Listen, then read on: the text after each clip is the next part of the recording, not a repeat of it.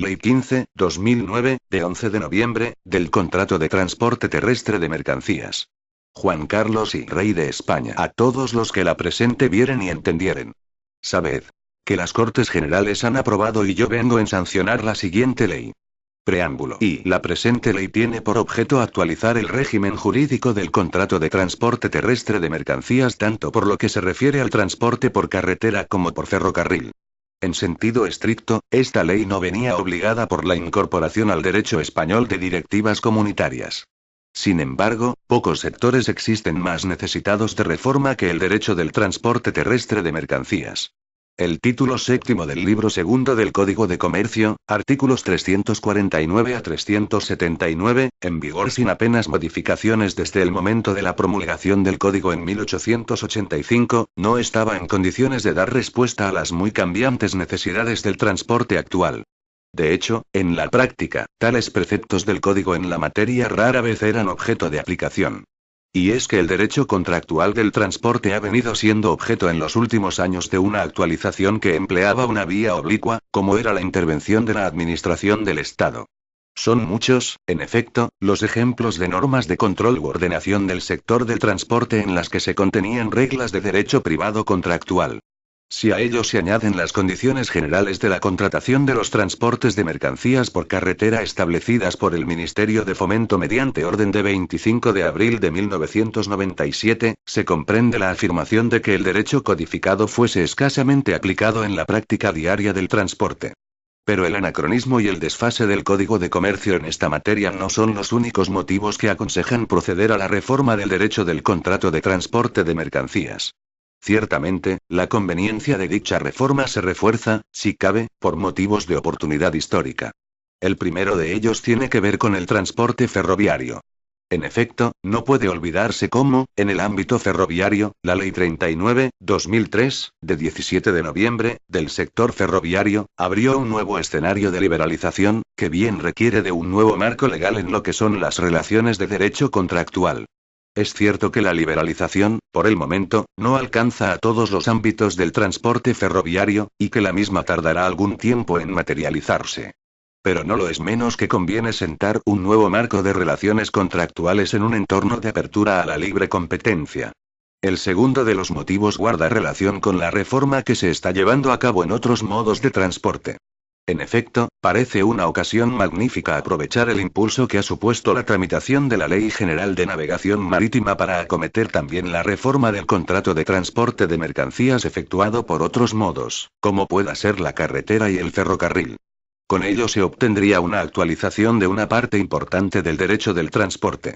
Y, en cuanto al modelo de política legislativa que se ha tenido en cuenta a la hora de redactar la ley, puede decirse que la misma adapta, en lo sustancial, el derecho del contrato de transporte terrestre español al modelo que suponen los convenios internacionales en la materia, básicamente al Convenio de Transporte Internacional de Mercancías por Carretera, CMR, y a las reglas uniformes CIM/1999, siguiendo así el camino antes trazado por otros países europeos. La consideración que subyace a esta decisión es sin duda alguna la de reconocer que no resultan tan distintos, en el momento actual, el transporte internacional y el puramente interno, al que van destinados los preceptos de la presente ley. Ahora bien, si se tiene en cuenta que tales convenios distan de contener una regulación completa del contrato de transporte, no debe extrañar que la ley no se limite a incorporar acríticamente las soluciones contenidas en dichos textos, sino que, en una medida muy elevada, presenta soluciones propias a muchos de los problemas que ofrece el transporte terrestre de mercancías. Sin embargo, sería erróneo pensar que la ley implica una ruptura total con la tradición española en la materia. En un número importante de casos, las soluciones que se acogen en el nuevo texto legal son actualización de las que ya se acogían en el derecho anterior, o suponen una actualización o reubicación normativa de las mismas. Es lo que ocurre, por ejemplo, con las obligaciones de carga, estiva, desestiva y descarga, contenidas hasta ahora en la Ley 16/87, de 30 de julio, de ordenación de los transportes terrestres, LOT, o con la responsabilidad por paralización de los vehículos en el lugar de toma en carga o con la determinación de los límites máximos de responsabilidad del porteador por pérdidas, averías o retraso, igualmente contenidos en la ley referida. La ley opta por regular unitariamente el contrato de transporte terrestre de mercancías en sus dos variantes, por carretera y por ferrocarril. En principio, los preceptos son comunes a ambos modos, sin perjuicio de ofrecer soluciones específicas para el transporte ferroviario de mercancías en los lugares oportunos, cuando ello resulta necesario o conveniente. Aspecto básico de la regulación normativa para las partes, respetando siempre los contenidos imperativos y de orden público, es el relativo a su índole dispositiva general. Las partes, por ello, disponen de libertad contractual bien en los términos negociados individualmente o bien según las condiciones generales de adhesión más beneficiosas. Y, en cuanto al contenido de la regulación, puede afirmarse que la ley adopta una estructura clásica de ordenación de las materias, actualizando no obstante algunas de las soluciones ofrecidas. Así, tras la determinación de los sujetos, se regula con detalle todo lo relativo al acondicionamiento y la entrega de las mercancías al porteador y a las obligaciones de carga y estiba.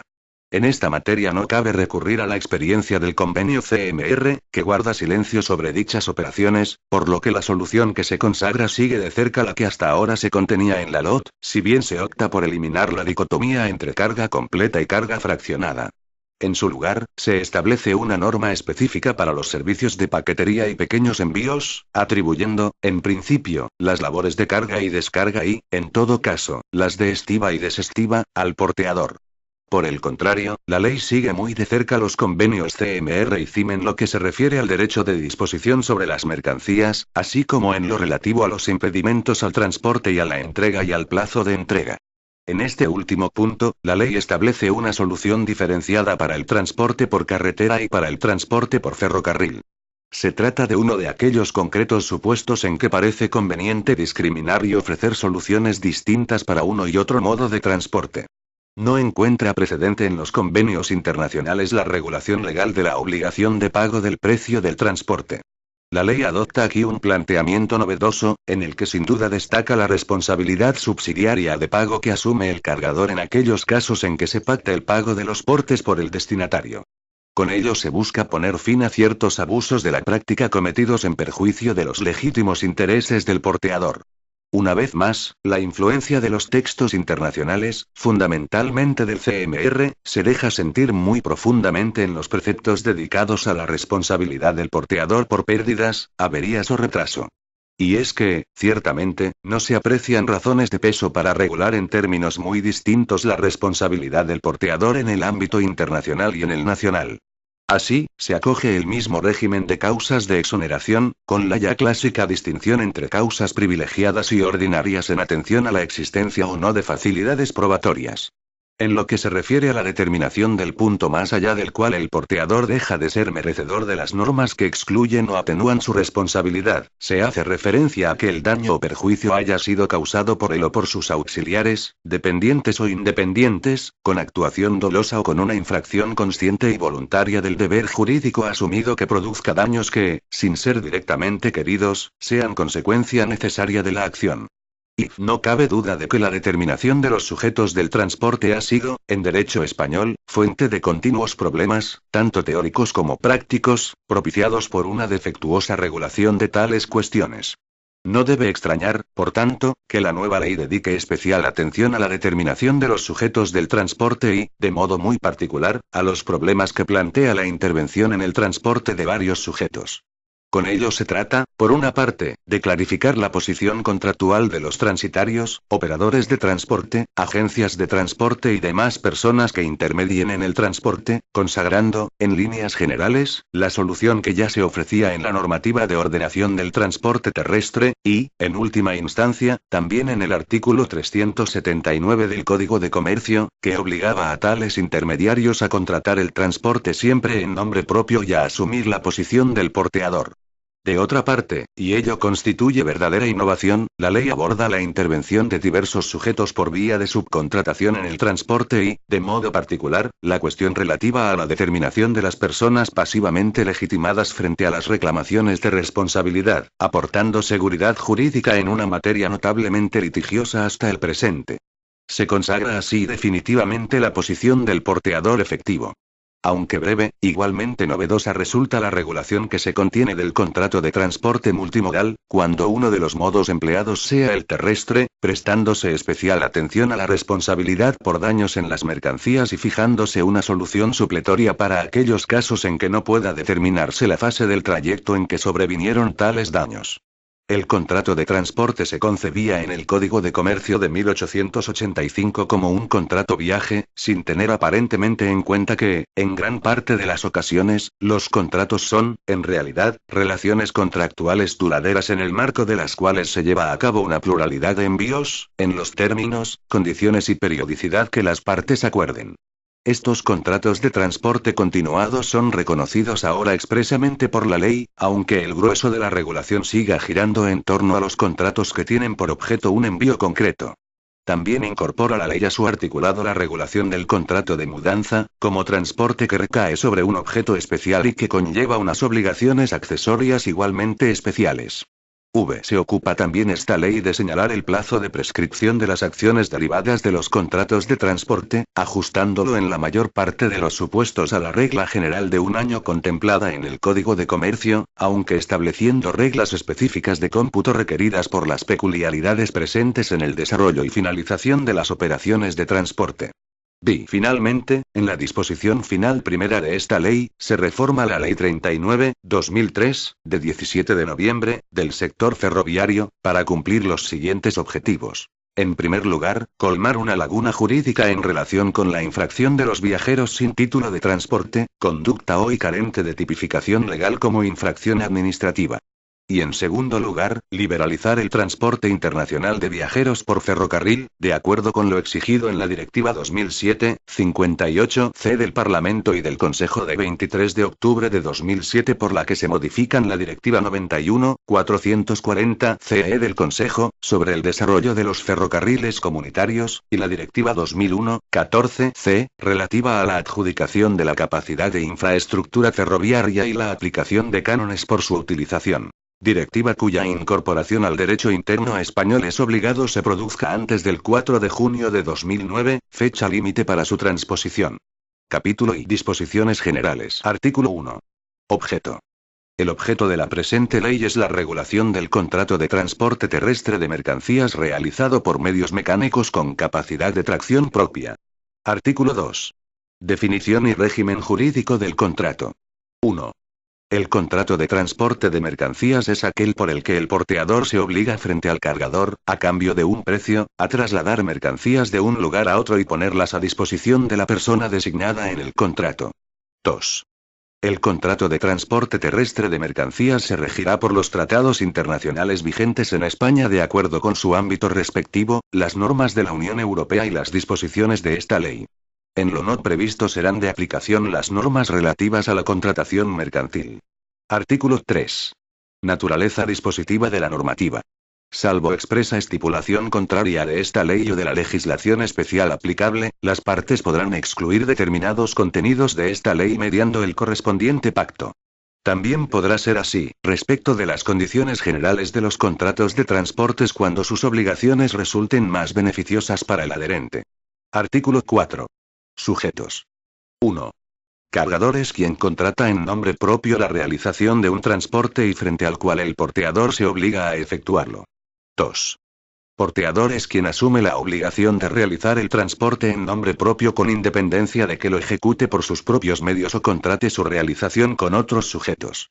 3. Destinatario es la persona a quien el porteador ha de entregar las mercancías en el lugar de destino. 4.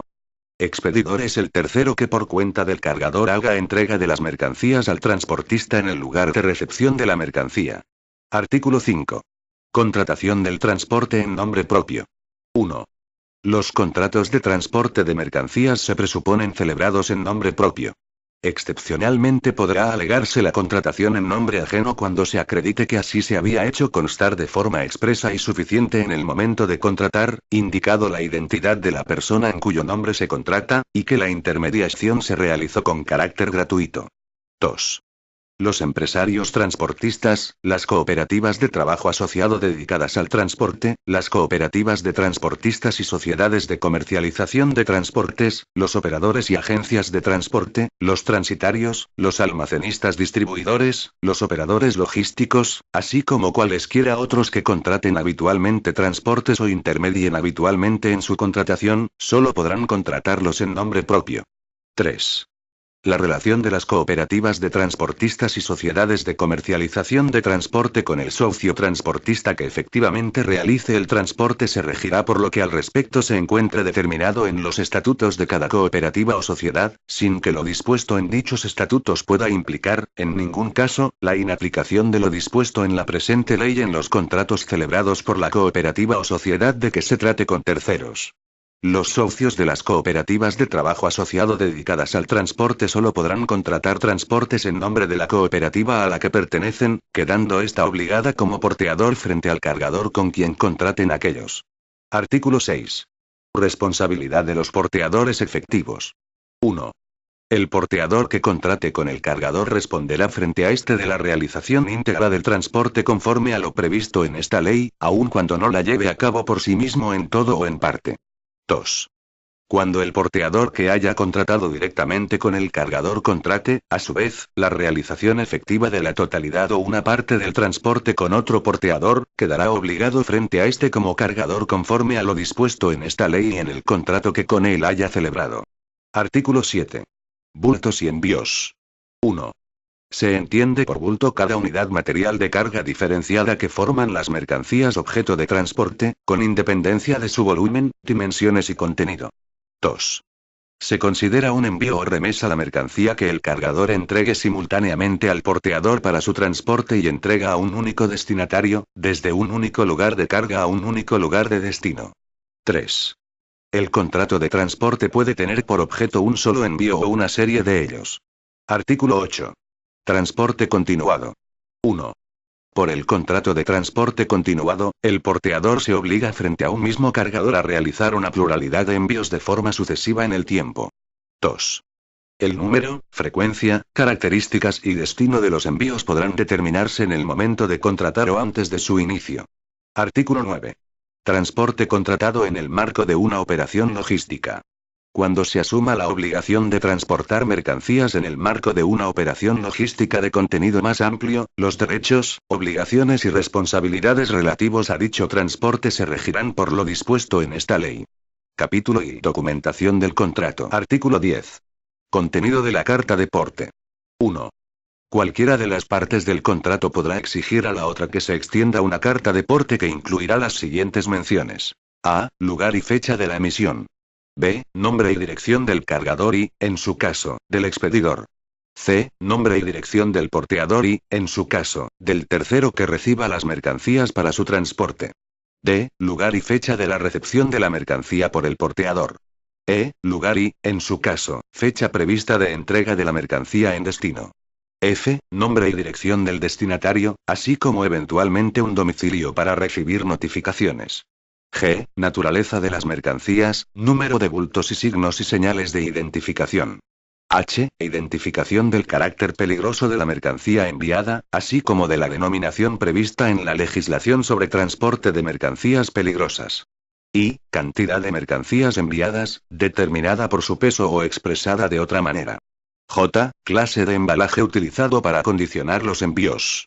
K. Precio convenido del transporte, así como el importe de los gastos previsibles relacionados con el transporte. L. Indicación de si el precio del transporte se paga por el cargador o por el destinatario. M. En su caso, declaración de valor de las mercancías o de interés especial en la entrega, de acuerdo con lo dispuesto en el artículo 61. N. Instrucciones para el cumplimiento de formalidades y trámites administrativos preceptivos en relación con la mercancía. 2. La carta de porte podrá contener cualquier otra mención que sea convenida por las partes en el contrato, tales como a. La referencia expresa de prohibición de transbordo. B. Los gastos que el remitente toma a su cargo. C. La suma del reembolso a percibir en el momento de la entrega de la mercancía. D. El valor declarado de la mercancía y la suma que representa el interés especial en la entrega. E. Instrucciones del remitente al transportista concernientes al seguro de las mercancías. F. El plazo convenido en el que el transporte ha de ser efectuado. G. La lista de documentos entregados al transportista. 3. Será necesario emitir una carta de porte para cada envío. 4. Cuando el envío se distribuya en varios vehículos, el porteador o el cargador podrá exigir la emisión de una carta de porte por cada vehículo. 5.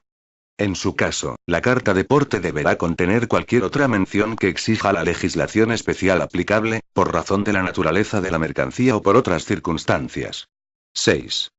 Cuando la parte contratante requerida a formalizar la carta de porte se negase a ello, la otra podrá considerarla desistida del contrato, con los efectos que, en su caso, correspondan de conformidad con lo dispuesto en los artículos 18, 2 y 19, 1. 7. El cargador y el porteador responderán de los gastos y perjuicios que se deriven de la inexactitud o insuficiencia de los datos que les corresponda incluir en la carta de porte. Artículo 11. Emisión y número de ejemplares de la carta de porte. 1. La carta de porte se emitirá en 3 ejemplares originales, que firmarán el cargador y el porteador. 2. Será válida la firma de la carta de porte por medios mecánicos, mediante estampación de un sello, o por cualquier otro medio que resulte adecuado, siempre que quede acreditada la identidad del firmante. 3. El primer ejemplar de la carta de porte será entregado al cargador, el segundo viajará con las mercancías transportadas y el tercero quedará en poder del porteador. Artículo 12. Documentación de la entrega en destino. El destinatario podrá exigir que la mercancía le sea entregada junto con el segundo ejemplar de la carta de porte. El porteador podrá exigir al destinatario que le extienda en su ejemplar de la carta de porte, o en documento separado firmado por ambos, un recibo sobre las mercancías entregadas. Artículo 13. Irregularidad o inexistencia de la carta de porte. 1. La ausencia o irregularidad de la carta de porte no producirá la inexistencia o la nulidad del contrato. 2. La omisión de alguna de las menciones previstas en el artículo 10, 1 no privará de eficacia la carta de porte en cuanto a las incluidas. Artículo 14. Fuerza probatoria de la carta de porte. 1. La carta de porte firmada por ambas partes hará fe de la conclusión y del contenido del contrato, así como de la recepción de las mercancías por el porteador, salvo prueba en contrario. 2. En ausencia de anotación en la carta de porte, o en documento separado firmado por el porteador y el cargador o expedidor, de las reservas suficientemente motivadas del porteador, se presumirá que las mercancías y su embalaje están en el estado descrito en la carta de porte y con los signos y señales en ella indicados. Artículo 15. Carta de porte emitida electrónicamente. 1. Si las partes están de acuerdo, podrán emitir la carta de porte por medios electrónicos con arreglo a la legislación vigente. 2. En este supuesto, la carta de porte deberá consistir en un registro electrónico de datos que puedan ser transformados en signos de escritura legibles. Artículo 16. Formalización de los contratos de transporte continuado. 1. El contrato de transporte continuado se formalizará por escrito cuando lo exija cualquiera de las partes. 2. Este contrato servirá de marco a las cartas de porte que hayan de emitirse para concretar los términos y condiciones de cada uno de los envíos a que diera lugar. 3. Cuando la parte contratante requerida a formalizar por escrito el contrato se negase a ello, la otra podrá considerarla desistida de este, con los efectos que, en su caso, correspondan de conformidad con lo dispuesto en los artículos 18, 2 y 19, 1. 4. A los efectos de lo dispuesto en la normativa reguladora del trabajo autónomo, el contrato de transporte continuado celebrado con un trabajador autónomo económicamente dependiente deberá celebrarse por escrito y de conformidad con dicha normativa. Capítulo y contenido del contrato de transporte de mercancías. Artículo 17. Idoneidad del vehículo. El porteador deberá utilizar un vehículo que sea adecuado para el tipo y circunstancias del transporte que deba realizar, de acuerdo con la información que le suministre el cargador. Artículo 18. Puesta a disposición del vehículo. 1. El porteador deberá poner el vehículo a disposición del cargador en el lugar y tiempo pactados. Si nada se pacta respecto a la hora, el porteador cumplirá su obligación poniendo el vehículo a disposición del cargador con antelación suficiente para que pueda ser cargado el día señalado. Si se trata de un contrato de transporte de mercancías por carretera, y no se hubiere pactado plazo, el transportista cumplirá con su obligación poniendo a disposición el vehículo para su carga antes de las 18 horas del día señalado. 2. Si existe pacto expreso previo entre las partes acerca del día y la hora límite para la puesta a disposición del vehículo y el porteador no cumple dicho plazo, el cargador podrá desistir de la expedición de que se trate y buscar inmediatamente otro porteador. Cuando el cargador haya sufrido perjuicios como consecuencia de la demora, y ésta fuere imputable al porteador, podrá además exigir la indemnización que proceda. Artículo 19. Entrega de las mercancías al porteador. 1. El cargador deberá entregar las mercancías al porteador en el lugar y en el tiempo pactados. En caso de incumplimiento, el cargador le indemnizará en cuantía equivalente al precio del transporte previsto, o bien le ofrecerá la realización de un transporte de similares características que se encuentre inmediatamente disponible. 2. Si el cargador solo entrega al porteador una parte de las mercancías, deberá, sin perjuicio del pago del precio del transporte de esa parte, abonarle una indemnización igual al precio del transporte de la mercancía no entregada, o bien ofrecerle la inmediata realización de otro transporte de similares características al inicialmente convenido. Artículo 20. Sujetos obligados a realizar la carga y descarga. 1. Las operaciones de carga de las mercancías a bordo de los vehículos, así como las de descarga de estos, serán por cuenta, respectivamente, del cargador y del destinatario, salvo que expresamente se asuman estas operaciones por el porteador antes de la efectiva presentación del vehículo para su carga o descarga. Igual régimen será de aplicación respecto de la estiva y desestiva de las mercancías. 2. El cargador y el destinatario soportarán las consecuencias de los daños derivados de las operaciones que les corresponda realizar de conformidad con lo señalado en el apartado anterior. Sin embargo, el porteador responderá de los daños sufridos por las mercancías debidos a una estiva inadecuada cuando tal operación se haya llevado a cabo por el cargador siguiendo las instrucciones del porteador. 3. No obstante lo dispuesto en los apartados anteriores, en los servicios de paquetería y cualesquiera otros similares que impliquen la recogida o reparto de envíos de mercancías consistentes en un reducido número de bultos que puedan ser fácilmente manipulados por una persona sin otra ayuda que las máquinas o herramientas que lleve a bordo el vehículo utilizado, las operaciones de carga y descarga, salvo que se pacte otra cosa, serán por cuenta del porteador. En esta clase de servicios, la estiva y desestiva de las mercancías corresponderán, en todo caso, al porteador. El porteador soportará las consecuencias de los daños causados en las operaciones que le corresponda realizar. 4. Lo dispuesto en este artículo no se aplicará cuando la normativa reguladora de determinados tipos de transporte establezca específicamente otra cosa. Artículo 21. Acondicionamiento e identificación de las mercancías. 1. Salvo que se haya pactado otra cosa, el cargador deberá acondicionar las mercancías para su transporte. Los bultos que componen cada envío deberán estar claramente identificados y señalizados mediante los correspondientes signos, coincidiendo con la descripción de los mismos contenida en la carta de porte. 2.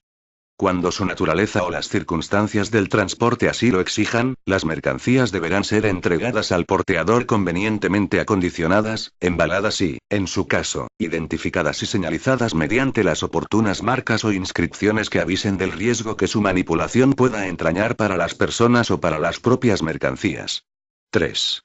El cargador responderá ante el porteador de los daños a personas, al material de transporte o a otras mercancías, así como de los gastos ocasionados por defectos en el embalaje de las mercancías, a menos que tales defectos sean manifiestos o ya conocidos por el porteador en el momento de hacerse cargo de las mercancías y no haya hecho las oportunas reservas. Artículo 22. Paralizaciones. 1.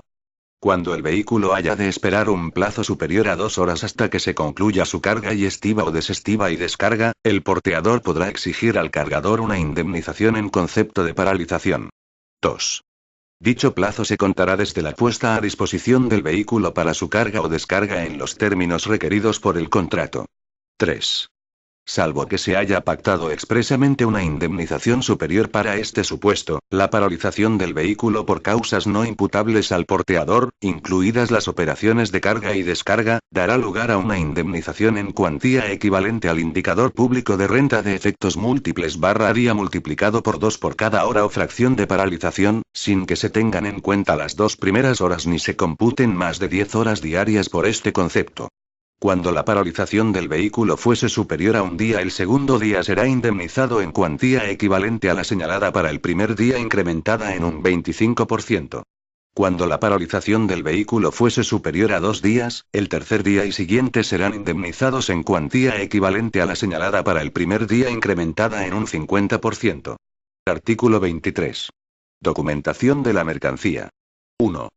El cargador deberá adjuntar a la carta de porte o poner a disposición del porteador la documentación relativa a la mercancía que sea necesaria para la realización del transporte y de todos aquellos trámites que el porteador haya de efectuar antes de proceder a la entrega en el punto de destino.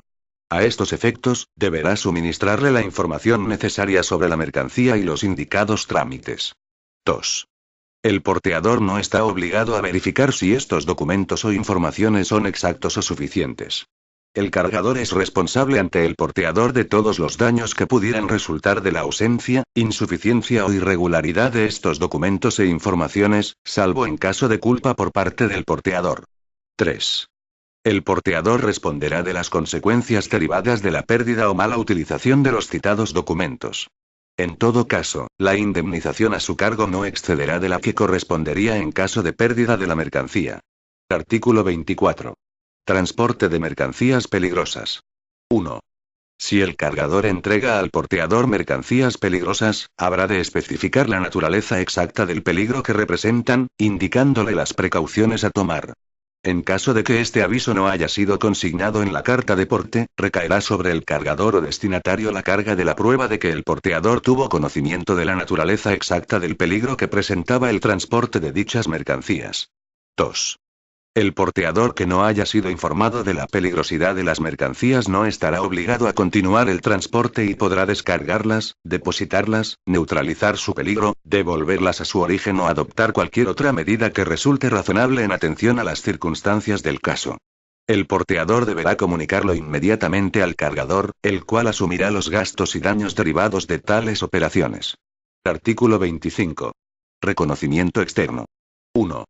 En el momento de hacerse cargo de las mercancías, el porteador deberá comprobar su estado aparente y el de su embalaje, así como la exactitud de las menciones de la carta de porte relativas al número y señales de los bultos. 2.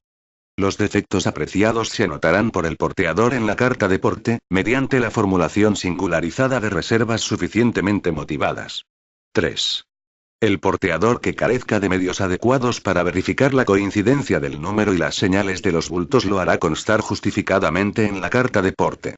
Artículo 26. Examen de las mercancías. 1. Cuando existan fundadas sospechas de falsedad en torno a la declaración del cargador, el porteador podrá verificar el peso y las medidas de las mercancías, así como proceder al registro de los bultos. Si la declaración del cargador resulta cierta, los gastos derivados de estas actuaciones serán por cuenta del porteador y, en caso contrario, del cargador. 2. El cargador podrá asimismo exigir la realización de todas o alguna de estas comprobaciones y el porteador accederá a ello con tal que el peticionario asuma expresamente el pago de los gastos a que den lugar. 3. Este tipo de comprobaciones se llevará a cabo por el porteador en presencia del cargador o sus auxiliares. No siendo ello posible, el reconocimiento y registro de los bultos se hará ante notario o con asistencia del presidente de la Junta Arbitral del Transporte competente o persona por él designada. 4. El resultado del reconocimiento se hará constar en la carta de porte o mediante acta levantada al efecto. Artículo 27. Rechazo de bultos. 1. El porteador podrá rechazar los bultos que se presenten mal acondicionados o identificados para el transporte, que no vayan acompañados de la documentación necesaria o cuya naturaleza o características no coincidan con las declaradas por el cargador. El porteador comunicará inmediatamente al cargador este rechazo. 2. De igual modo, el porteador podrá supeditar la admisión de los bultos a la aceptación de las reservas que se proponga formular en la carta de porte, dejando constancia de los defectos apreciados. Artículo 28. Custodia y transporte. 1. El porteador está obligado a guardar y conservar las mercancías objeto de transporte desde que las recibe en origen hasta que las entrega en destino, de conformidad con lo estipulado en el contrato y las disposiciones de esta ley. 2. El porteador asume la obligación de conducir a destino las mercancías objeto de transporte para su entrega al destinatario. Salvo que se hubiese pactado un itinerario concreto, el porteador habrá de conducir las mercancías por la ruta más adecuada atendiendo a las circunstancias de la operación y a las características de las mercancías. 3. El porteador también se obliga a cumplir las demás prestaciones complementarias o accesorias que haya asumido con motivo u ocasión del transporte, en los términos y condiciones pactados en el contrato. Artículo 29. Derecho de disposición. 1. El cargador tiene derecho a disponer de la mercancía, en particular ordenando al porteador que detenga el transporte, que devuelva la mercancía a su origen o que la entregue en un lugar o a un destinatario diferente de los indicados en la carta de porte. 2. Sin embargo, ese derecho de disposición corresponderá al destinatario cuando así se hubiese pactado expresamente. Si el destinatario ejercita este derecho ordenando entregar la mercancía a otra persona, ésta, a su vez, no puede designar un nuevo destinatario. Artículo 30. Ejercicio y extinción del derecho de disposición. 1. El ejercicio del derecho de disposición está subordinado a las condiciones siguientes. A. El cargador o el destinatario debe presentar al porteador el primer ejemplar de la carta de porte, en el que constarán las nuevas instrucciones, y resarcirle de los gastos y daños que se ocasionen por la ejecución de tales instrucciones. B. La ejecución de las nuevas instrucciones debe ser posible en el momento en que se comuniquen al porteador, sin dificultar la explotación normal de su empresa ni perjudicar a cargadores o destinatarios de otros envíos. En caso contrario, el porteador deberá comunicar inmediatamente la imposibilidad de cumplir tales instrucciones a quien se las dio. C. Las instrucciones no podrán tener como efecto la división del envío. 2. El porteador que no ejecute las instrucciones que se le hayan dado en las condiciones anteriormente señaladas, o que las haya ejecutado sin haber exigido la presentación del primer ejemplar de la carta de porte, responderá de los perjuicios causados por este hecho. 3. El derecho del cargador regulado en este artículo se extingue cuando el segundo ejemplar de la carta de porte se entregue al destinatario o cuando éste reclame la entrega de la mercancía o haga uso de los derechos que le corresponden en caso de pérdida o retraso en la entrega. A partir de ese momento el porteador deberá someterse a las instrucciones del destinatario. Artículo 31. Impedimentos al transporte. 1. Si el transporte de las mercancías no puede llevarse a cabo en las condiciones que fija el contrato por causas debidamente justificadas, el porteador lo comunicará al cargador solicitándole instrucciones al respecto. 2.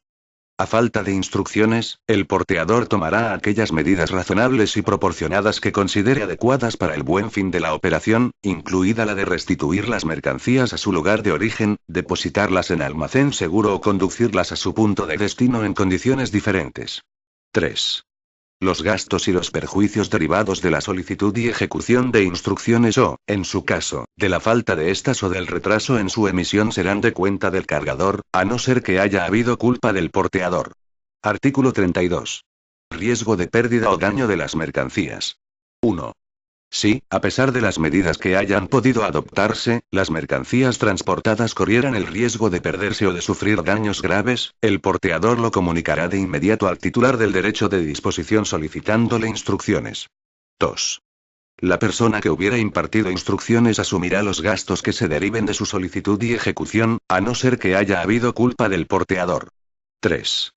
El porteador podrá solicitar ante el órgano judicial o la Junta Arbitral del Transporte competente la venta de la mercancía sin esperar instrucciones, cuando así lo justifique la naturaleza o el estado de la mercancía.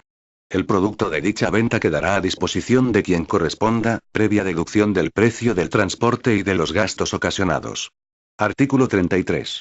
Lugar y plazo de entrega de la mercancía al destinatario. 1. El porteador deberá entregar la mercancía transportada al destinatario en el lugar y plazo pactados en el contrato.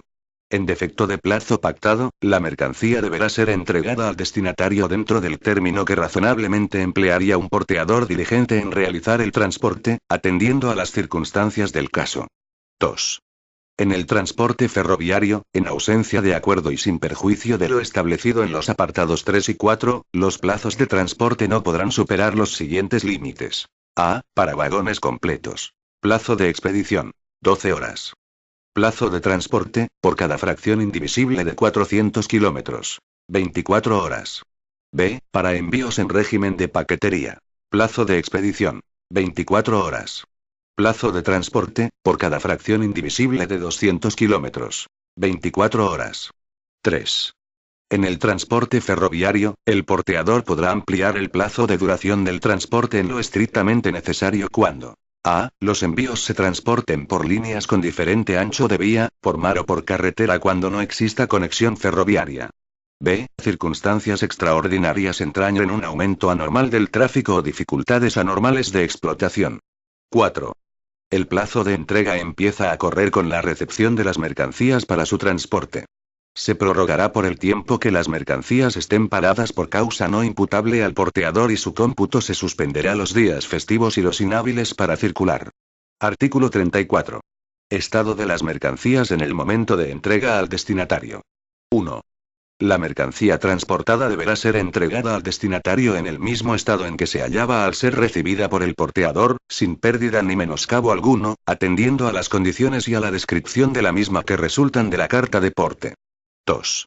Si el porteador y el destinatario no consiguen ponerse de acuerdo en torno al estado de las mercancías entregadas o a las causas que hayan motivado los daños, podrán disponer su reconocimiento por un perito designado a tal efecto por ellos mismos o por el órgano judicial o la junta arbitral del transporte que corresponda. 3. Cuando no se conformen con el dictamen pericial que, en su caso, se hubiese realizado ni transijan de otro modo sus diferencias, cada una de las partes usará de su derecho como corresponda. Artículo 35. Derechos del destinatario. 1.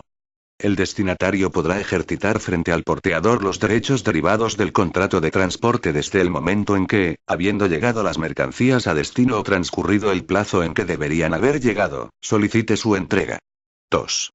El destinatario que se prevalga de lo dispuesto en el apartado anterior estará obligado a hacer efectivo el precio del transporte y los gastos causados o, en caso de disputa sobre estos conceptos, a prestar la caución suficiente. Artículo 36. Impedimentos a la entrega. 1.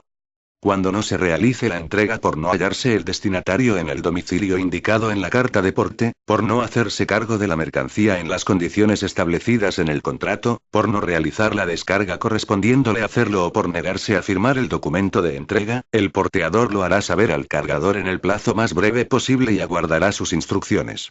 2. Si el impedimento cesa antes de que el porteador haya recibido instrucciones, entregará las mercancías al destinatario, notificándolo inmediatamente al cargador. 3. El porteador tiene derecho a exigir del cargador el pago de los gastos y perjuicios que le ocasionen la petición y ejecución de instrucciones, así como el retraso o la falta de instrucciones, a menos que estos gastos sean causados por su culpa. 4.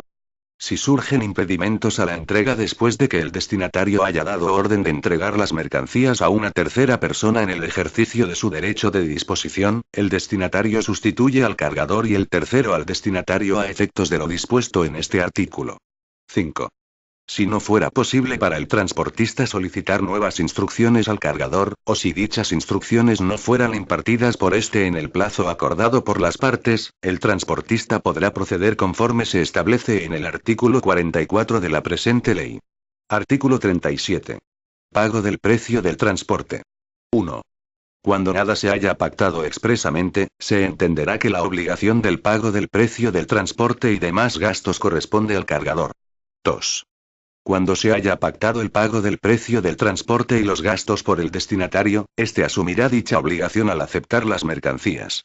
No obstante, el cargador responderá subsidiariamente en caso de que el destinatario no pague. Artículo 38. Revisión del precio del transporte por carretera en función de la variación del precio del gasóleo. 1. En los transportes por carretera, salvo que otra cosa se hubiera pactado expresamente por escrito, cuando el precio del gasóleo hubiese aumentado entre el día de celebración del contrato y el momento de realizarse el transporte, el porteador podrá incrementar en su factura el precio inicialmente pactado en la cuantía que resulte de aplicar los criterios o fórmulas que, en cada momento, tenga establecidos la Administración en las correspondientes condiciones generales de contratación del transporte de mercancías por carretera. Dichos criterios o fórmulas deberán basarse en la repercusión que la partida de gasóleo tenga sobre la estructura de costes de los vehículos de transporte de mercancías. 2. De la misma manera, el obligado al pago del transporte podrá exigir una reducción equivalente del precio inicialmente pactado cuando el precio del gasóleo se hubiese reducido entre la fecha de celebración del contrato y la de realización efectiva del transporte. 3. Los criterios o fórmulas señalados serán de aplicación automática siempre que el precio del gasóleo hubiera experimentado una variación igual o superior al 5%, salvo que, expresamente y por escrito, se hubiera pactado otra cosa distinta previa o simultáneamente a la celebración del contrato. Salvo pacto en contrario, en los contratos de transporte continuado se aplicarán de forma automática los incrementos o reducciones determinados por la aplicación de los anteriores criterios o fórmulas con carácter trimestral en relación con el precio inicialmente pactado, sea cual fuera el porcentaje en que hubiese variado el precio del gasóleo. 4. El pacto en contrario se considerará nulo en todos aquellos casos en que tenga un contenido claramente abusivo en perjuicio del porteador y carecerá de efecto cuando se contenga en unas condiciones generales respecto de las que la parte que no las ha propuesto solo pueda mostrar su aceptación o rechazo global. Artículo 39. Obligación de pago del precio y los gastos del transporte. 1. Cuando otra cosa no se haya pactado, el precio del transporte y los gastos exigibles en virtud de una operación de transporte deberán ser abonados una vez cumplida la obligación de transportar y puestas las mercancías a disposición del destinatario. 2. En caso de ejecución parcial del transporte, el porteador solo podrá exigir el pago del precio y los gastos en proporción a la parte ejecutada, siempre que ésta reporte algún beneficio para el deudor. No obstante, el porteador conservará su derecho al cobro íntegro cuando la inejecución se haya debido a causas imputables al cargador o al destinatario. 3. En los contratos de transporte continuado, si las partes hubiesen acordado el pago periódico del precio del transporte y de los gastos relativos a los sucesivos envíos, dicho pago no será exigible hasta el vencimiento del plazo convenido. 4. En defecto de pacto entre las partes sobre la fijación del precio del transporte, el precio del transporte será el que resulte usual para el tipo de servicio de que se trate en el momento y lugar en el que el porteador haya de recibir las mercancías. En ningún caso se presumirá que el transporte es gratuito. Artículo 40. Enajenación de las mercancías por impago del precio del transporte. 1. Si llegadas las mercancías a destino, el obligado no pagase el precio u otros gastos ocasionados por el transporte, el porteador podrá negarse a entregar las mercancías a no ser que se le garantice el pago mediante caución suficiente. 2. Cuando el porteador retenga las mercancías, deberá solicitar al órgano judicial o a la Junta Arbitral del Transporte competente el depósito de aquellas y la enajenación de las necesarias para cubrir el precio del transporte y los gastos causados, en el plazo máximo de 10 días desde que se produjo el impago. Artículo 41. Demora en el pago del precio. 1. En todo caso, sin perjuicio de lo dispuesto en los dos artículos anteriores, el obligado al pago del transporte incurrirá en mora en el plazo de 30 días, en los términos previstos en la Ley 3/2004, de 29 de diciembre, por la que se establecen medidas de lucha contra la morosidad en las operaciones comerciales. 2. Cuando la fecha de recibo de la factura o la solicitud de pago equivalente se preste a duda, así como en todos los casos de autofacturación por parte del obligado al pago, los 30 días anteriormente señalados se computarán desde la fecha de entrega de las mercancías en destino. 3. El pacto en contrario se considerará nulo en todos aquellos casos en que tenga un contenido abusivo en perjuicio del porteador, conforme a las reglas que, a tal efecto, señala el artículo 9 de la Ley 3/2004. Asimismo, carecerá de efecto el pacto en contrario cuando se contenga en unas condiciones generales respecto de las que la parte que no las ha propuesto solo puede mostrar su aceptación o rechazo global. Artículo 42. Entrega contra reembolso. 1. Cuando se haya pactado que la mercancía solo puede ser entregada al destinatario a cambio de que éste pague una cantidad de dinero, el porteador deberá percibirla en efectivo o por otro medio expresamente autorizado. Si el destinatario no hace efectivo el reembolso, será de aplicación lo dispuesto en el artículo 36 en relación con los impedimentos a la entrega. 2. Recibido el reembolso, el porteador deberá entregar lo cobrado al cargador o a la persona designada por este en el plazo de 10 días, salvo que se haya pactado otro mayor. 3. El porteador que entregue la mercancía sin cobrar la cantidad pactada responderá frente al cargador hasta el importe del reembolso, sin perjuicio de su derecho de repetir contra el destinatario.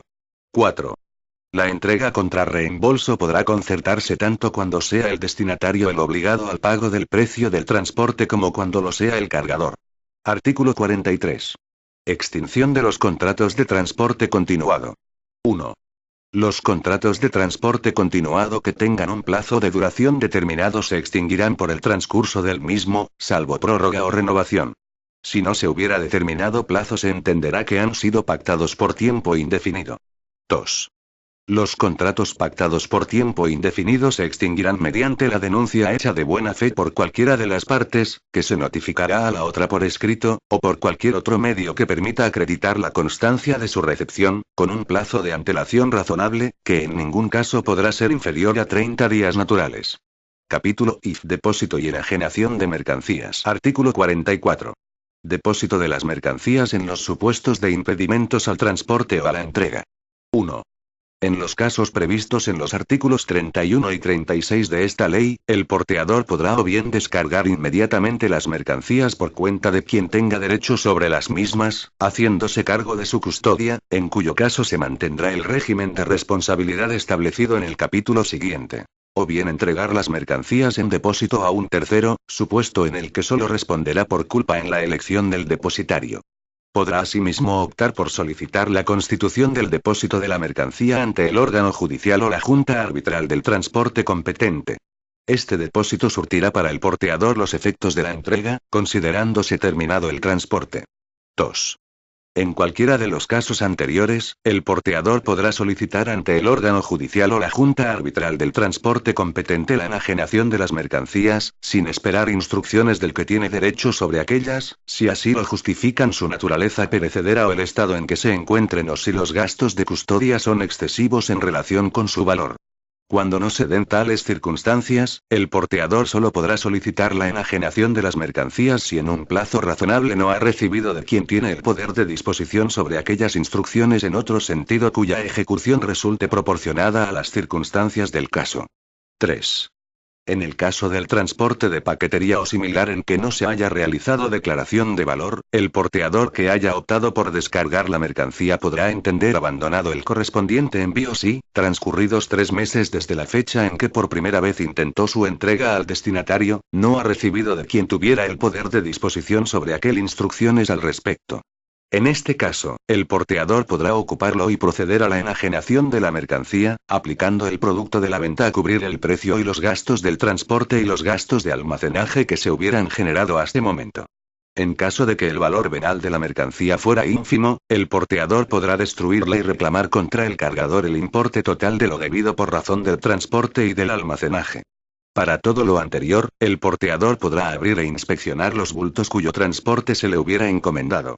El abandono del envío por parte de quien tuviera el poder de disposición sobre el mismo, no perjudicará al porteador quien, tanto en el caso de ocupación y enajenación como en el de destrucción del envío, quedará libre de cualquier reclamación formulada por terceros que sostengan algún derecho sobre la mercancía. 4. En todos los supuestos contemplados en este artículo, las mercancías quedan afectas a las obligaciones y gastos resultantes de estas operaciones y del contrato de transporte. Artículo 45. Aplicación del resultado de la venta. El producto de la venta de las mercancías enajenadas en las condiciones indicadas en los artículos 32, 40 y 44 deberá ser puesto a disposición del que tiene derecho sobre ellas, una vez descontados los gastos causados y las obligaciones que deriven del contrato de transporte. Si esas cantidades fueran superiores al producto de la venta, el porteador podrá reclamar la diferencia. Capítulo V. Responsabilidad del porteador. Artículo 46. Carácter imperativo. 1. Las disposiciones de este capítulo tienen carácter imperativo. 2. Las cláusulas contractuales que pretendan reducir o aminorar el régimen de responsabilidad del porteador previsto en esta ley, serán ineficaces y se tendrán por no puestas. Artículo 47. Supuestos de responsabilidad. 1. El porteador responderá de la pérdida total o parcial de las mercancías, así como de las averías que sufran, desde el momento de su recepción para el transporte hasta el de su entrega en destino. Asimismo, el porteador responderá de los daños derivados del retraso en la ejecución del transporte conforme a lo previsto en esta ley. A estos efectos, se considerarán también como mercancías los contenedores, bandejas de carga u otros medios similares de agrupación de mercancías utilizados en el transporte cuando hubiesen sido aportados por el cargador. 2. A falta de regulación específica, el incumplimiento por el porteador de otras obligaciones derivadas del contrato de transporte se regirá por las normas generales de la responsabilidad contractual. 3. El porteador responderá de los actos y omisiones de los auxiliares, dependientes o independientes, a cuyos servicios recurra para el cumplimiento de sus obligaciones. 4. Los administradores de la infraestructura ferroviaria sobre la que se realice el transporte se considerarán, a estos efectos, auxiliares del porteador. Artículo 48. Causas de exoneración. 1. El porteador no responderá de los hechos mencionados en el artículo anterior si prueba que la pérdida, la avería o el retraso han sido ocasionados por culpa del cargador o del destinatario, por una instrucción de estos no motivada por una acción negligente del porteador, por vicio propio de las mercancías o por circunstancias que el porteador no pudo evitar y cuyas consecuencias no pudo impedir. 2. En ningún caso podrá alegar como causa de exoneración los defectos de los vehículos empleados para el transporte. 3. Cuando el daño sea debido simultáneamente a una causa que exonera de responsabilidad al porteador y a otra de la que deba responder, solo responderá en la medida en que esta última haya contribuido a la producción del daño. Artículo 49. Presunciones de exoneración. 1. El porteador quedará exonerado de responsabilidad cuando pruebe que, atendidas las circunstancias del caso concreto, la pérdida o avería han podido resultar verosímilmente de alguno de los siguientes riesgos. A. Empleo de vehículos abiertos y no entoldados, cuando tal empleo haya sido convenido o acorde con la costumbre. B. Ausencia o deficiencia en el embalaje de mercancías, a causa de las cuales éstas quedan expuestas, por su naturaleza, a pérdidas o daños. C. Manipulación, carga, estiva, desestiva o descarga realizadas, respectivamente, por el cargador o por el destinatario, o personas que actúen por cuenta de uno u otro. D. Naturaleza de ciertas mercancías expuestas por causas inherentes a la misma a pérdida total o parcial o averías, debidas especialmente a rotura, moho, herrumbre, deterioro interno y espontáneo, merma, derrame, desecación, o acción de la polilla y roedores. E. Deficiente identificación o señalización de los bultos. F. Transporte de animales vivos en las condiciones previstas en el artículo siguiente. 2. No obstante, el legitimado para reclamar podrá probar que el daño no fue causado, en todo o en parte, por ninguno de tales riesgos. Cuando resulte probado que el daño fue parcialmente causado por una circunstancia imputable al porteador, éste solo responderá en la medida en que la misma haya contribuido a la producción del daño. Artículo 50. Transporte de animales vivos. En los transportes de animales vivos el porteador tan solo podrá invocar a su favor la presunción de exoneración del artículo anterior cuando pruebe que, teniendo en cuenta las circunstancias del transporte, ha adoptado las medidas que normalmente le incumben y ha seguido las instrucciones especiales que le pudieran haber sido impartidas. Artículo 51. Transporte con vehículos especialmente acondicionados. Cuando el transporte haya sido contratado para realizarse por medio de vehículos especialmente acondicionados para controlar la temperatura, la humedad del aire u otras condiciones ambientales, el porteador tan solo podrá invocar en su favor la presunción de que la causa de la pérdida o avería fue la naturaleza de las mercancías cuando pruebe que ha tomado las medidas que le incumbían en relación con la elección, mantenimiento y empleo de las instalaciones del vehículo, y que sea sometido a las instrucciones especiales que, en su caso, le hayan sido impartidas. Artículo 52. Indemnización por pérdidas. En caso de pérdida total o parcial de las mercancías, la cuantía de la indemnización vendrá determinada por el valor de las no entregadas, tomando como base el valor que tuvieran en el momento y lugar en que el porteador las recibió para su transporte. Artículo 53. Indemnización por averías. 1. En caso de averías, el porteador estará obligado a indemnizar la pérdida de valor que experimenten las mercancías. La indemnización equivaldrá a la diferencia entre el valor de las mercancías en el momento y lugar en que el porteador las recibió para su transporte y el valor que esas mismas mercancías habrían tenido con las averías en idéntico tiempo y lugar. 2. Cuando las averías afecten a la totalidad de las mercancías transportadas, la indemnización no podrá exceder de la debida en caso de pérdida total. 3. Cuando las averías ocasionen la depreciación de tan solo una parte de las mercancías transportadas, la indemnización no podrá exceder de la cantidad que correspondería en caso de pérdida de la parte depreciada. Artículo 54. Supuestos de equiparación a pérdida total. 1. El destinatario podrá rehusar hacerse cargo de las mercancías cuando le sea entregada tan solo una parte de las que componen el envío y pruebe que no puede usarlas sin las no entregadas. 2. Idéntico derecho asistirá al destinatario en los casos de averías, cuando las mismas hagan que las mercancías resulten inútiles para su venta o consumo, atendiendo a la naturaleza y uso corriente de los objetos de que se trate. 3.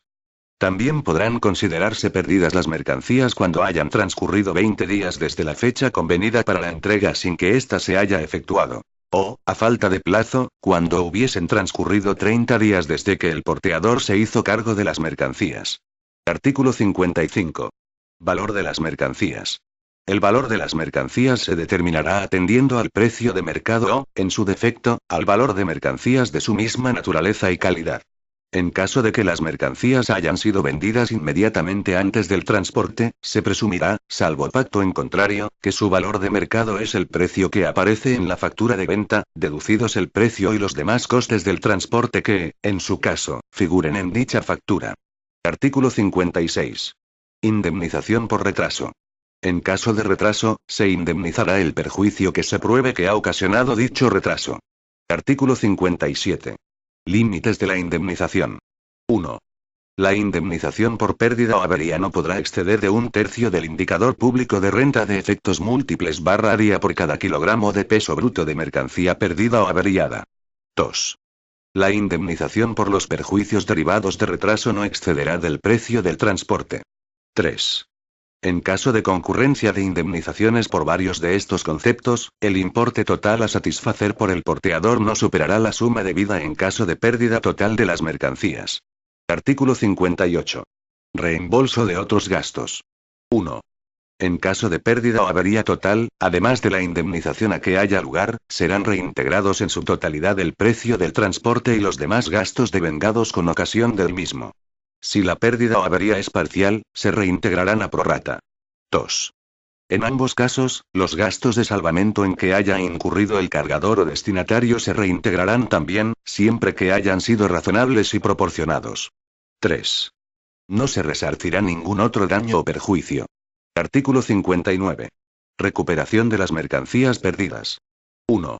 El que haya sido indemnizado por la pérdida de las mercancías podrá pedir por escrito, en el momento de recibir la indemnización, que se le avise inmediatamente en caso de que reaparezcan en el período de 1 año. El porteador le extenderá un recibo haciendo constar su petición. 2. En el plazo de 30 días desde el aviso, se podrá exigir la entrega de las mercancías reaparecidas, previo pago de las cantidades previstas en la carta de porte, si la hubiere, y la restitución de la indemnización recibida, deducción hecha de los gastos resarcibles, todo ello sin perjuicio del derecho a la indemnización por retraso en la entrega conforme a esta ley. 3. En defecto de petición de aviso o de instrucciones para la entrega o cuando la mercancía reaparezca después de 1 año contado desde el pago de la indemnización, el porteador dispondrá libremente de la mercancía. Artículo 60. Reservas. 1. El destinatario deberá manifestar por escrito sus reservas al porteador o a sus auxiliares describiendo de forma general la pérdida o avería en el momento de la entrega. En caso de averías y pérdidas no manifiestas, las reservas deberán formularse dentro de los siguientes 7 días naturales a la entrega. Cuando no se formulen reservas se presumirá, salvo prueba en contrario, que las mercancías se entregaron en el estado descrito en la carta de porte. 2. La reserva no será necesaria cuando el porteador y el destinatario hayan examinado la mercancía conjuntamente y estuvieran de acuerdo sobre su estado y las causas que lo motivan. A falta de acuerdo, podrán proceder al reconocimiento de las mercancías conforme a lo dispuesto en el artículo 26, 3. 3. El retraso tan solo dará lugar a indemnización cuando se hayan dirigido reservas escritas al porteador en el plazo de 21 días desde el siguiente al de la entrega de las mercancías al destinatario. 4. Las reservas por pérdidas, averías o retraso que deban dirigirse al porteador, podrán realizarse tanto ante este como ante el porteador efectivo y surtirán efecto frente a ambos. Si las reservas se dirigen exclusivamente a uno de los porteadores, este estará obligado a comunicárselo al otro. En caso contrario, aquel responderá frente a este de los daños y perjuicios que le cause tal falta de comunicación. Artículo 61. Declaración de valor y de interés especial en la entrega. 1. El cargador puede declarar en la carta de porte, contra el pago de un suplemento del precio del transporte a convenir con el porteador, el valor de las mercancías, que sustituirá al límite de indemnización previsto siempre que sea superior a él. 2. Igualmente el cargador puede declarar en la carta de porte, contra el pago de un suplemento del precio del transporte a convenir con el porteador, el montante de un interés especial en la entrega de las mercancías, para los casos de pérdida, avería o retraso en la entrega. La declaración permitirá reclamar, con independencia de la indemnización ordinaria, el resarcimiento de los perjuicios que pruebe el titular de las mercancías hasta el importe del interés especial declarado. 3.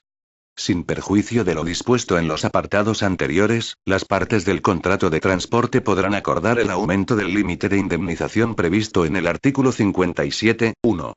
El acuerdo dará derecho al porteador a reclamar un suplemento del porte, a convenir entre las partes. Artículo 62. Pérdida del beneficio de limitación.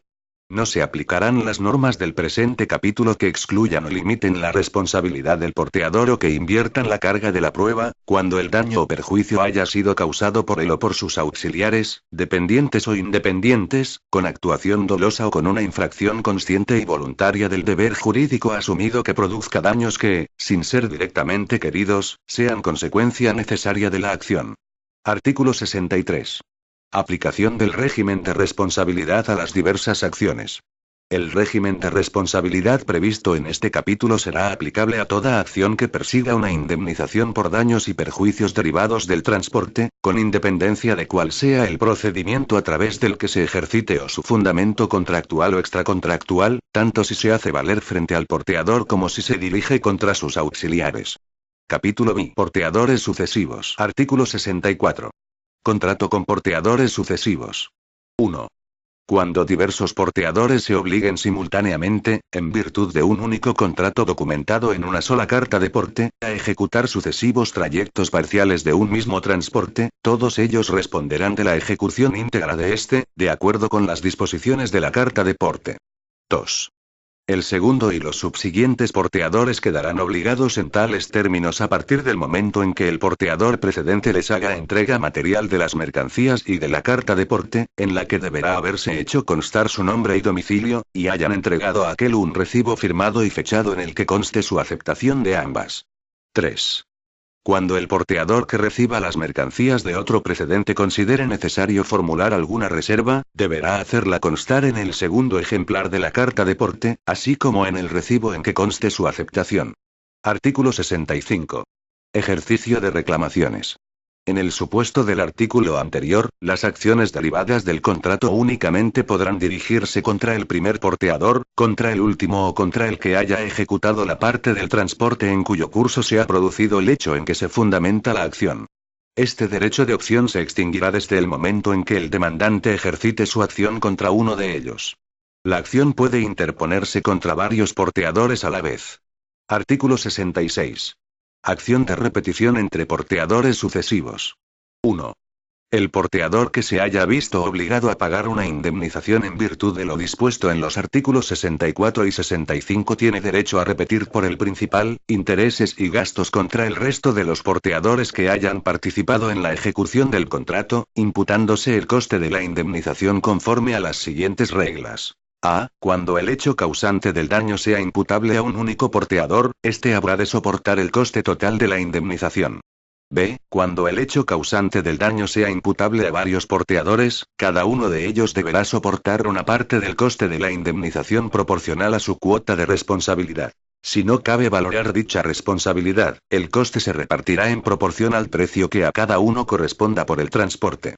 C. Si no se puede determinar quiénes son los porteadores responsables, el coste de la indemnización se repartirá entre todos los que hayan intervenido en el transporte de forma proporcional al precio que corresponda por este. D. Si uno de los porteadores obligado a asumir total o parcialmente el coste de la indemnización es insolvente, la parte que le corresponda y que no haya sido pagada se repartirá entre los demás obligados en proporción a su participación en el precio del transporte. 2. El porteador contra el que se ejercite el derecho de repetición no podrá formular protesta o promover discusión por el hecho de que el porteador contra el que se presentó la reclamación haya pagado la indemnización cuando ésta hubiera sido fijada por decisión judicial o arbitral y se le hubiere informado debidamente del proceso y de su derecho a intervenir en el mismo. Capítulo B. Transporte multimodal. Artículo 67. Definición. A efectos de esta ley, se denomina multimodal el contrato de transporte celebrado por el cargador y el porteador para trasladar mercancías por más de un modo de transporte, siendo uno de ellos terrestre, con independencia del número de porteadores que intervengan en su ejecución. Artículo 68. Regulación. 1. El contrato de transporte multimodal se regirá por la normativa propia de cada modo, como si el porteador y el cargador hubieran celebrado un contrato de transporte diferente para cada fase del trayecto. 2. La protesta por pérdidas, averías o retraso, se regirá por las normas aplicables al modo de transporte en que se realice o deba realizarse la entrega. 3. Cuando no pueda determinarse la fase del trayecto en que sobrevinieron los daños, la responsabilidad del porteador se decidirá con arreglo a lo establecido en la presente ley. Artículo 69. Normas aplicables a supuestos especiales. 1. Cuando se haya pactado la realización del transporte por dos o más modos determinados y se utilice en la operación solo uno de ellos o bien otro u otros diferentes a los acordados, se aplicará el régimen de responsabilidad del porteador correspondiente a aquel modo de transporte de entre los contratados que resulte más beneficioso para el perjudicado. 2. Asimismo, cuando se haya contratado un transporte terrestre y se realice por otro u otros modos diferentes, se aplicará el régimen de responsabilidad correspondiente a aquel modo de transporte, el terrestre o el efectivamente utilizado, que resulte más beneficioso para el perjudicado. 3. En los casos en que el contrato no especifique el modo de transporte y éste se ejecute por vía terrestre, se aplicarán las normas correspondientes a dicho modo.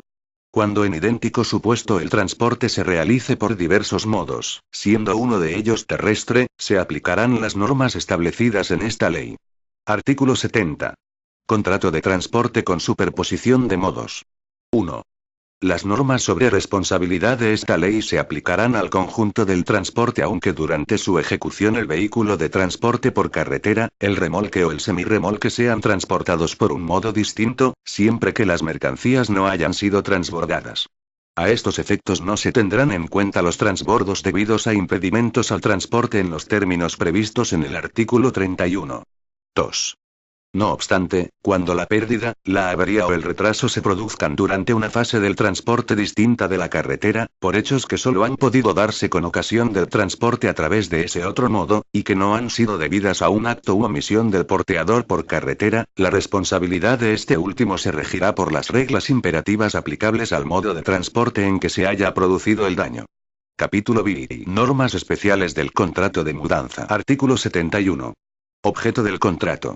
Por el contrato de mudanza el porteador se obliga a transportar mobiliario, ajuar doméstico, enseres y sus complementos procedentes o con destino a viviendas, locales de negocios o centros de trabajo, además de realizar las operaciones de carga, descarga y traslado de los objetos a transportar desde donde se encuentren hasta situarlos en la vivienda, local o centro de trabajo de destino. El resto de las operaciones, como la preparación, armado o desarmado, embalaje, desembalaje y otras complementarias, quedarán a la voluntad contractual de las partes contratantes. Artículo 72. Regulación. El contrato de mudanza estará sometido a las normas aplicables al modo de transporte que se utilice en cuanto no se opongan a lo establecido en este capítulo. Artículo 73. Documentación del contrato de mudanza. 1.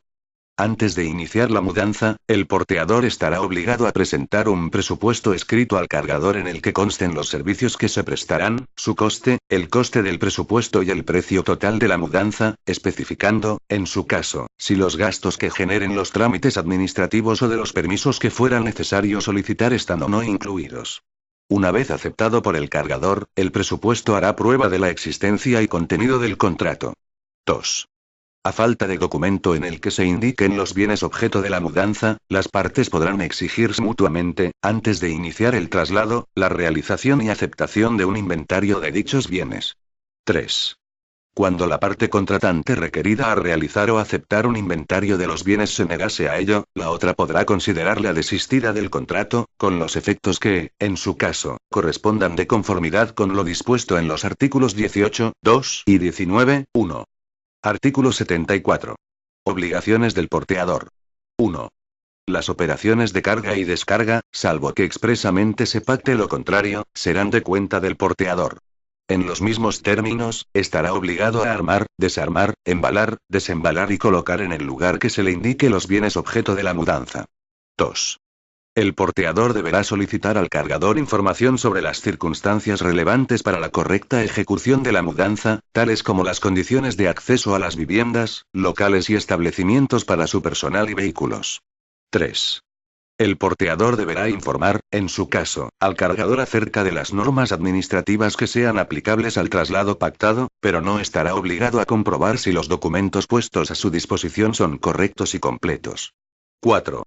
El porteador deberá informar al cargador acerca de la posibilidad de concertar un contrato de seguro que cubra el riesgo de daños a los bienes objeto de la mudanza. La conclusión del contrato de seguro no libera de responsabilidad al porteador. No será de aplicación la limitación de responsabilidad del porteador señalada en el artículo 76 cuando éste incumpla la obligación de información anteriormente reseñada. Artículo 75. Presunciones de exoneración. 1. Sin perjuicio de lo dispuesto en el artículo 48, el porteador quedará exonerado de responsabilidad cuando pruebe que la pérdida o avería de los bienes objeto de la mudanza ha podido resultar verosímilmente de alguno de los riesgos siguientes. A. Deficiencias en el embalaje o marcado de los bienes realizado por el cargador. B. La manipulación efectuada por el cargador. C. Carga o descarga de bienes cuya dimensión o peso no sea adecuado para los medios de transporte acordados, siempre que el porteador haya avisado al cargador del riesgo de daño si éste hubiera insistido en la ejecución de la prestación. D. Falsedad o incorrección de la información proporcionada por el cargador. E. Transporte de animales vivos o de plantas. F. Naturaleza propia de los bienes objeto de la mudanza. 2. No obstante, el legitimado para reclamar podrá probar que el daño no fue causado, en todo o en parte, por ninguno de tales riesgos.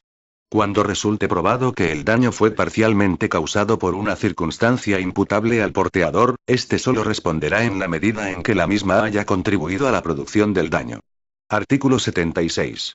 Límites de indemnización. 1.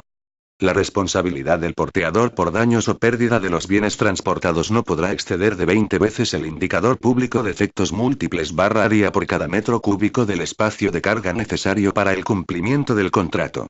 2. Esta limitación de la responsabilidad no será de aplicación a los daños que, con ocasión de la mudanza, puedan sufrir bienes del cargador distintos de los transportados. Artículo 77. Reservas. 1.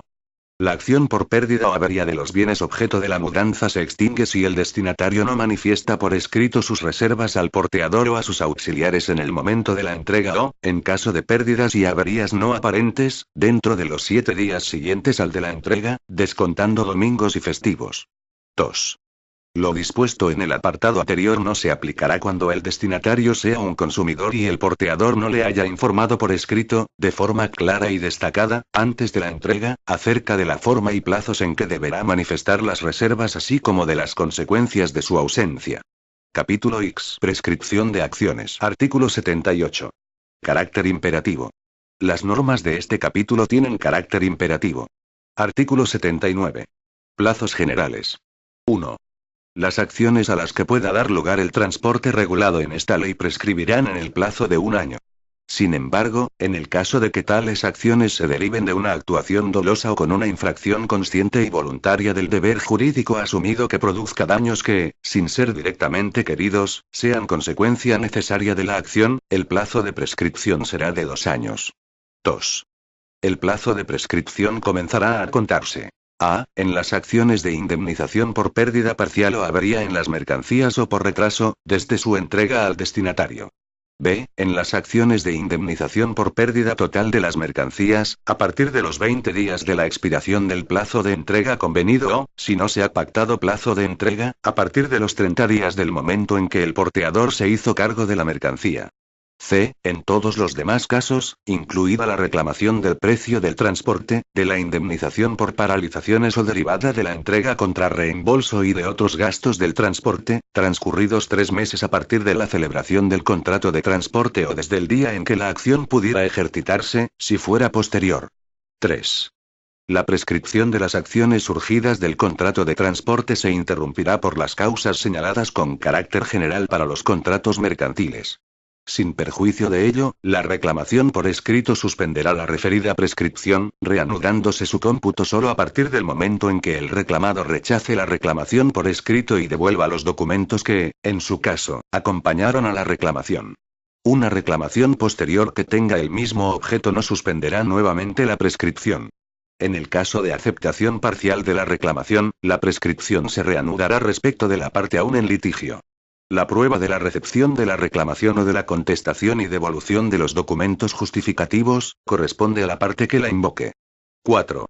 Entre porteadores, la prescripción de las acciones de regreso comenzará a contarse a partir del día en que se haya dictado una sentencia o laudo arbitral firme que fije la indemnización a pagar según lo dispuesto en esta ley, y si no existe tal fallo, a partir del día en que el porteador reclamante efectuó el pago. Disposición adicional primera. Transporte fluvial. Mientras no se regule por ley especial el contrato de transporte fluvial de mercancías, este quedará sometido a la presente ley. Disposición adicional segunda. Encargos en el transporte de viajeros. En el transporte de viajeros, cuando el porteador, a cambio de una remuneración, se obligue a transportar a bordo del vehículo cualquier objeto que no guarde relación directa con ninguno de los viajeros que ocupan plaza en el vehículo, dicho transporte se regirá por las normas de esta ley. Disposición adicional tercera. Transportes postales.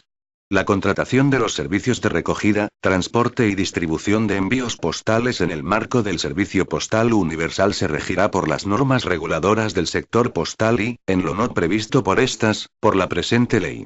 Disposición adicional cuarta. Aplicación de las causas y presunciones de exoneración en el contrato de auxilio y rescate en carretera. En la aplicación de las causas y presunciones de exoneración previstas en esta ley, en el contrato de auxilio y rescate en carretera se tendrá en cuenta la concurrencia de circunstancias de urgencia, protección de la seguridad vial y restablecimiento del tráfico.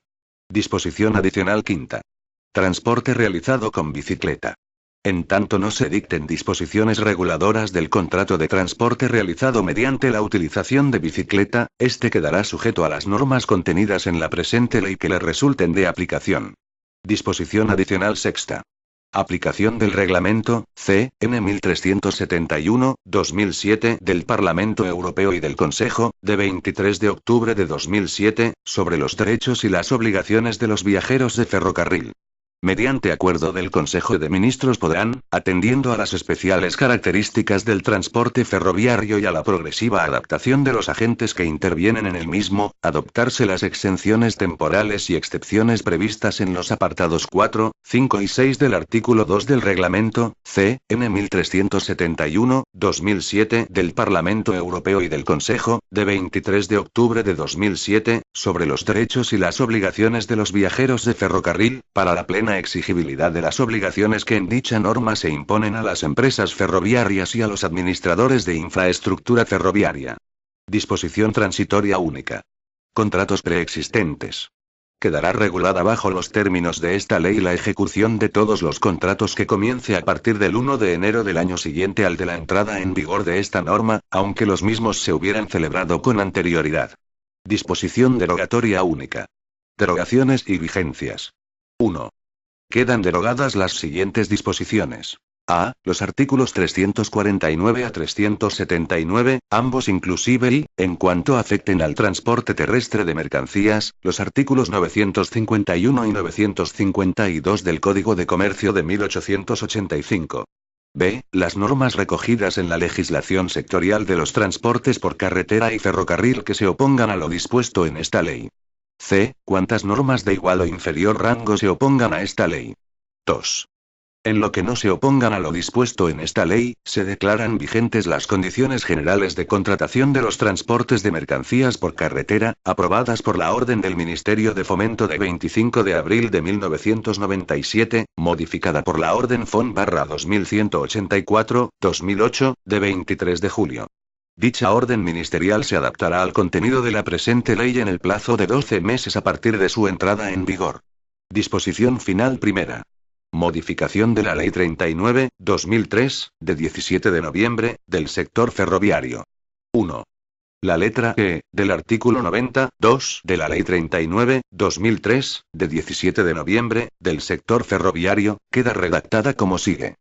Viajar sin título de transporte o con título que resulte insuficiente en función de las características del viaje y condiciones generales de contratación establecidas que sean de aplicación, así como el uso indebido del título que se posea o viajar en lugares distintos de los habilitados para los viajeros. 2. Se añade una nueva disposición adicional décima en la Ley 39/2003, de 17 de noviembre, del sector ferroviario con la siguiente redacción. Disposición adicional décima de la Ley 39/2003, de 17 de noviembre, del sector ferroviario. Servicios internacionales de transporte ferroviario de viajeros. Acuerdos marco. 1. A partir del 1 de enero de 2010 las empresas ferroviarias tendrán libre acceso a la red ferroviaria de interés general para la explotación de servicios internacionales de transporte de viajeros. Para la realización de dichos servicios de transporte será preciso haber obtenido la correspondiente licencia de empresa ferroviaria otorgada por la autoridad competente de un Estado miembro de la Unión Europea. A dicho efecto se entiende por servicio internacional de transporte de viajeros, el servicio de transporte de viajeros en el que el tren cruce al menos una vez la frontera de España y cuyo principal objeto sea transportar viajeros entre estaciones situadas en Estados miembros distintos. El tren podrá formarse o dividirse, y las distintas partes que lo constituyan podrán tener procedencias y destinos diferentes, siempre que todos los coches crucen al menos una frontera. Se entiende por tránsito el paso a través del territorio español que se efectúa sin que se recojan o dejen viajeros o sin que haya carga o descarga de mercancías en el mismo. A partir de la indicada fecha no será aplicable al transporte internacional de viajeros el régimen sobre gestión del transporte ferroviario de viajeros establecido en la disposición transitoria tercera de esta ley. Durante la realización de los servicios internacionales de transporte de viajeros, las empresas ferroviarias podrán recoger y dejar viajeros en cualquiera de las estaciones situadas en la citada red en las condiciones que se indican a continuación. A. Que el Comité de Regulación Ferroviaria, a petición de las autoridades competentes o de las entidades ferroviarias interesadas, haya determinado previamente que el principal objeto del servicio internacional de transporte ferroviario de viajeros que se pretenda llevar a efecto es transportar viajeros entre estaciones españolas y las de otros Estados miembros de la Unión Europea. B. Asimismo, el Comité de Regulación Ferroviaria determinará, previamente, si el equilibrio económico de un contrato de servicio público ferroviario preexistente puede verse comprometido cuando las estaciones españolas en que se pretenda tomar y dejar viajeros estén afectadas por la realización del servicio internacional de transporte ferroviario de viajeros proyectado. A tal fin, el Comité de Regulación Ferroviaria, a petición previa del órgano que haya adjudicado el contrato de servicio público, de cualquier otra autoridad competente interesada que tenga derecho a limitar el acceso, del administrador de la infraestructura ferroviaria, o de la empresa ferroviaria que ejecute el contrato de servicio público, efectuará un análisis económico objetivo y de criterios predefinidos. Las autoridades competentes y las empresas ferroviarias que presten los servicios públicos deberán facilitar al Comité de Regulación Ferroviaria la información suficiente para tomar una decisión. El comité estudiará la información facilitada, consultará a todas las partes interesadas y les comunicará su decisión motivada en un plazo de 2 meses a partir de la recepción de toda la información pertinente. El comité expondrá los motivos de su decisión y precisará dentro de qué plazo y bajo qué condiciones las autoridades competentes, el administrador de infraestructuras ferroviarias, la empresa ferroviaria que ejecute el contrato de servicio público, o la empresa ferroviaria que solicite el acceso, podrán solicitar una revisión de dicha decisión. La decisión tendrá eficacia ejecutiva, y podrá ser recurrida ante la jurisdicción contencioso-administrativa sin perjuicio del derecho a interponer recurso de reposición. El candidato que se proponga solicitar una capacidad de infraestructura con el fin de explotar un servicio internacional de transporte de viajeros informará al administrador de infraestructuras ferroviarias y al Comité de Regulación Ferroviaria. Con el fin de permitir la evaluación de la finalidad del servicio internacional de transporte de viajeros entre estaciones situadas en distintos Estados miembros, así como el impacto económico potencial en los contratos de servicio público en vigor, el Comité de Regulación Ferroviaria velará por que se informe a la autoridad competente que haya adjudicado un servicio de transporte de viajeros por ferrocarril definido en un contrato de servicio público, a cualquier otra autoridad competente interesada que tenga derecho a limitar el acceso y a las empresas ferroviarias que ejecuten el contrato de servicio público en el trayecto del citado servicio internacional de transporte de viajeros. 2. Las empresas ferroviarias que deseen realizar transporte internacional de viajeros por ferrocarril a partir del 1 de enero de 2010 podrán solicitar al Ministerio de Fomento, desde el día siguiente al de publicación de esta disposición en el Boletín Oficial del Estado, la solicitud de licencia ferroviaria acompañando a tal efecto la documentación justificativa pertinente. 3. Vigencia de los acuerdos marco entre el administrador de infraestructuras ferroviarias y los candidatos. En principio, los acuerdos marco tendrán una vigencia de 5 años, renovable por períodos iguales a la vigencia inicial. En casos concretos podrá acordarse un período mayor o más breve. Todo período superior a 5 años estará justificado por la existencia de contratos comerciales, inversiones especializadas o riesgos. En el caso de los servicios que utilicen una infraestructura especializada que requiera inversiones de gran magnitud y a largo plazo, debidamente justificadas por el candidato, los acuerdos marco podrán tener un período de vigencia de 15 años. Será posible un período de vigencia superior a 15 años solo en casos excepcionales y, en concreto, en caso de inversiones de gran magnitud y a largo plazo, y especialmente cuando éstas sean objeto de compromisos contractuales que incluyan un plan de amortización plurianual. En dicho caso, las necesidades del candidato podrán requerir que se definan con precisión las características de la capacidad con inclusión de las frecuencias, el volumen y la calidad de las franjas ferroviarias que se adjudicarán al candidato durante la vigencia del acuerdo marco. En el caso de infraestructuras congestionadas, el administrador de infraestructuras ferroviarias podrá reducir la capacidad reservada cuando, en un período de al menos un mes, ésta haya sido utilizada por debajo de la cuota asignada al candidato. No obstante lo anterior, a partir del 1 de enero de 2010 se podrá elaborar un contrato marco inicial con una vigencia de 5 años, renovable una vez, en función de las características de capacidad que utilicen los candidatos que exploten los servicios antes del 1 de enero de 2010, a fin de tener en cuenta las inversiones particulares o la existencia de contratos comerciales. 4. Las resoluciones que, en el marco de lo establecido anteriormente, sean dictadas por el Comité de Regulación Ferroviaria tendrán eficacia ejecutiva y serán vinculantes para las entidades que actúen en el ámbito ferroviario, siendo las mismas directamente recurribles ante la jurisdicción contencioso-administrativa. 3. Se modifica la disposición transitoria segunda de la Ley 39/2003, de 17 de noviembre, del sector ferroviario, con la siguiente redacción. Podrán obtener, con arreglo a esta ley, asignación de capacidad de infraestructura, los candidatos nacionales de otros países de la Unión Europea que deseen prestar servicios de transporte ferroviario en España.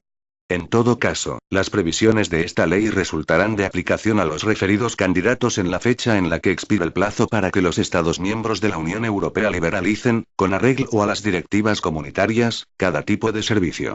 Se reconoce, asimismo, el derecho de acceso a la red ferroviaria de interés general a las empresas ferroviarias que presten servicios de transporte internacional combinado de mercancías. Disposición final segunda.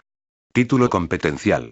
Esta ley se dicta al amparo de las competencias que el artículo 149.1.6 de la Constitución atribuye en exclusiva al Estado en materia de legislación mercantil. Disposición final tercera. Condiciones generales de contratación. 1. El ministro de Fomento, de acuerdo con esta ley, podrá establecer contratos tipo o condiciones generales de contratación para las distintas clases de transporte terrestre, en los que se determinen los derechos y obligaciones recíprocas de las partes y las demás reglas concretas de cumplimiento de los contratos singulares. 2. Las reglas de los contratos tipo o condiciones generales, cuando se refieran a contratos de transportes de mercancías por carretera o por ferrocarril, o transportes de viajeros en ferrocarril o autobús contratados por coche completo, incluyéndose, a tal efecto, los regulares de uso especial, serán aplicables en forma subsidiaria o supletoria a las que libremente pacten las partes en los correspondientes contratos singulares. 3.